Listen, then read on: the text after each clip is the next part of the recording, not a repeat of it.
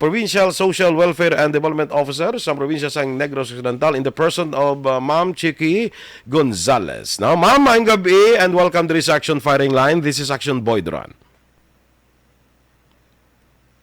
Ara na? Okay, Ma'am, maayong gabi. Hello sir, good evening. Yes, Ma'am Chicky, si Action Boy Durani sa Action Firing Line, Action Radio. Ma'am, mamangkot kita, kumusta ang inyong relief operation sa aton nga mga naapektuhan sang Bagyo Goring? Sige sir, mayong gabi, liwat sa tanan. So far sir, nagsugod kita sa aton nga relief operation sa mga affected naton nga mga LGUs since kahapon sang hapon. Mhm. So kagapon sang hapon, nag-start kita sa Municipality of Morsha na naka-augment kita sa mga evacuees naton dito nga mga affected families sa Municipality of Morsha. And then today, sir, ongoing man ang aton nga distribution sang aton nga augmentation sang family food packs at the same time ang mga non-food items nga hatag man naton sa mga affected nga LGUs diri sa province of Negros Occidental. Mhm. So far, Ma'am, di nang pinakadako naton nga ginatagaan sa relief of goods naton nga LGU?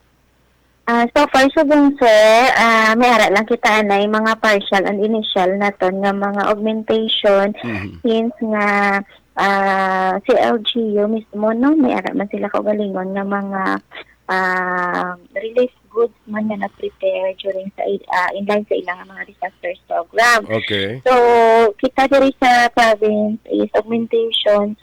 So far today, more or less, nakapagawa na man kita siguro sa more or less mga 800 ka family food pack na sir na na-extend natin sa aton nga mga LGUs na affected. Pero pasigit kita, padayon kita until tumo asano hasta sano ning aton relief operations, Ma'am?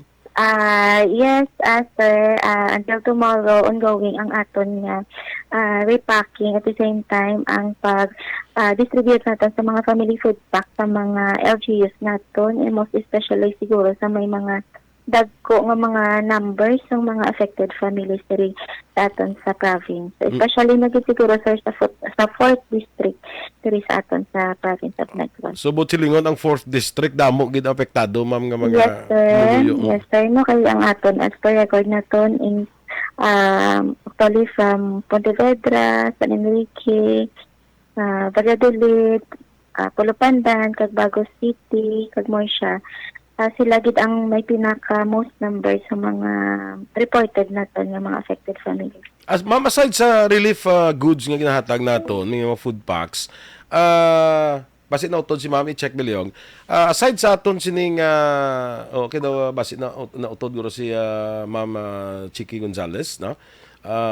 Mangkot lang kita kay aside sa sining food packs, Ma'am, mangkot lang ko, Ma'am, aside Upload na and Ma'am? try again. Ay, na to. Hindi man to si Miss Chicky. Sa kwanbe, sa sa landline niya ito. Wala na to. Nawala to load ang imo nga cellphone. We just would like to know kung bala aside sa sining ginatawag naton nga mga food packs, food family packs nga ginapanghatag sang DS sang Provincial Social Welfare and Development Office, mangkuto naton base may assistance man bala kay may mga nagkalaguba man nga mga balay, may mga totally damaged nga mga balay, may mga damaged nga mga balay.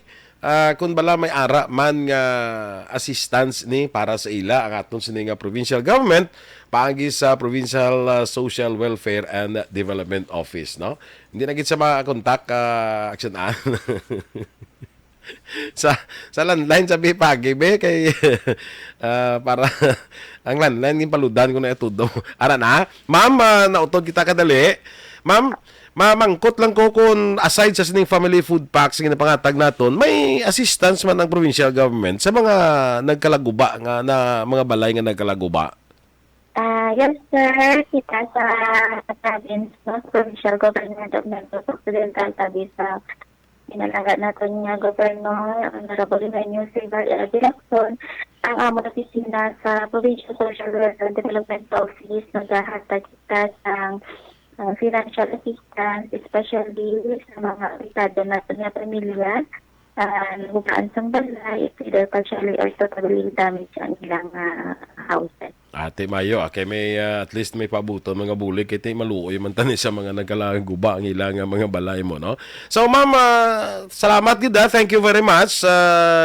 Kuan lang keep on going sa aton sining mga relief operation. Salamat sa inyo nga pagpulaw bugtaw man dira, no? Kabalo kita ang trabaho nyo ti pulaw bugtaw man para nga magpreparar sang ipanghatag nga ayuda sa aton mga napektuhan sa sining mga pagbaha, no? Ma'am Chiki, salamat gid for your time. Sige sir, thank you guys sa anytime area manukusina bukas sa pagsasabi ng mga information, no, para sa aton nga para sa aton nga mga pumuluyo sa bilog mga probinsya sa Negros Occidental. Sige. Si Ma'am Chiki Gonzales, ang aton sining Provincial Social Welfare and Development Officer sa probinsya sang Negros Occidental. Firing one! Action